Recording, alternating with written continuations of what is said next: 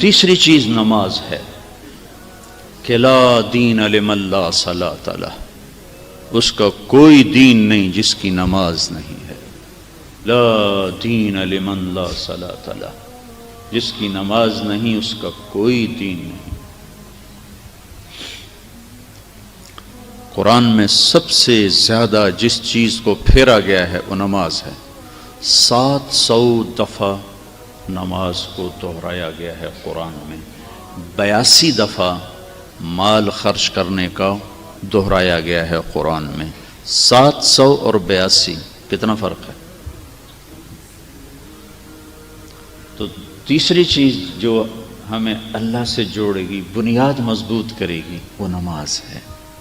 کس حد تک ضروری ہے نماز؟ کہاں تک اس کا اہتمام ہے؟ کربلا تاریخ کا عجب واقعہ ہے۔ ایسی مظلومانہ داستان نہ پہلے لکھی گئی نہ آئندہ لکھی جائے گی۔ اور نماز کا وقت ہو گیا، سورج ڈھل گیا، 15-20 ساتھی شہید ہو چکے ہیں۔ حسین کی نظر پڑی، سورج ڈھل گیا ہے، تو آپ نے زہیر بن القین آپ کے لشکر کے جھنڈا بردار تھے، حبیب بن المظاہر یہ دوسرے جھنڈا بردار تھے، عباس بن علی یہ تیسرے جھنڈا بردار تھے، 3 جھنڈے تھے۔ تو آپ نے حبیب کو بلایا، زہیر کو بلایا اور فرمایا شمر سے کہو تھوڑی دیر رک جائے، مجھے نماز پڑھنے دے، میرے ساتھیوں کو نماز پڑھنے دے۔ تو زہیر نے گھوڑا آگے بڑھایا اور کہا کہ تھوڑی دیر کے لیے رک جاؤ، ہمیں نماز پڑھنے دو، پھر جو مرضی ہے کر لینا۔ اس نے کہا ہم نماز کے لیے تلواریں نہیں روکیں گے، تمہیں نماز میں بھی ماریں گے۔ تو انہوں نے واپس آ کر کہا کہ وہ جنگ روکنے پہ تیار نہیں ہیں۔ تو آپ فرماتے چلو ٹھیک ہے، بس توکل کرو، کوئی نہیں، ہوں سر تے آئی کھلوتی۔ اور اللہ کی قسم نہ پڑھتے تو ان کو کوئی فرق نہیں پڑنا تھا، ہمیں فرق پڑنا تھا، ہمیں پورا پیغام نہ پہنچتا، ہمیں ادھورا پیغام پہنچتا۔ تو پیغام کو مکمل پہنچانے کا انتظام کیا۔ ان کو تو جنگ سے پہلے نیند آ گئی، آنکھ کھلی تو ہنسنے لگے۔ تو بہن نے پوچھا زینب نے کیوں ہنسے ہو؟ یہ تو ہنسنے کا وقت نہیں۔ کہ اللہ کے رسول خواب میں آئے ہیں کہ بیٹا تمہیں لینے کے لیے آ چکا ہوں، نہ پڑھیں لیکن پھر پیغام ادھورا جاتا۔ تو فرمایا آدھے ان سے لڑو اور آدھے نماز پڑھو۔ تو آدھوں کو ان کے سامنے کھڑا کیا اور آدھوں نے اپنے خون سے وضو کیا یا کربلا کی مٹی سے تیمم کیا۔ ایسے نمازی 14 صدی میں سورج نے نہیں دیکھے، آسمان نے نہیں دیکھے، زمین نے نہیں دیکھے، کہ خون کے فوارے ہیں۔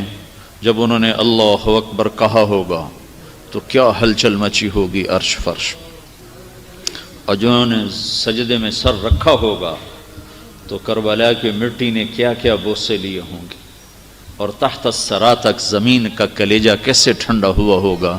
یہ پیغام منتقل ہوا ہے کہ تم ٹھنڈے کمروں میں بیٹھ کے نماز نہیں پڑھتے ہو، اور اپنے دفتروں کی مشغولی، میٹنگ ہو رہی تھی نماز نہیں پڑھی، عدالت چل رہی تھی نماز نہیں پڑھی، گاہک آئے ہوئے تھے نماز نہیں پڑھی، سوتے رہ گئے آنکھ نہ کھلی۔ یہ کیا باتیں کرتے ہو؟ کیا اللہ کا تعلق اتنا کمزور ہے کہ اس کے لیے میں سجدے کے لیے اٹھ نہ سکوں؟ ایک اور حدیث میں آتا ہے سخی چاہے فاسق بھی ہو تو اللہ اس سے پیار کرتا ہے، اور عابد اور بخیل چاہے عابد بھی ہو تو اللہ سے ساتھ اس کا تعلق نہیں بن سکتا ہے۔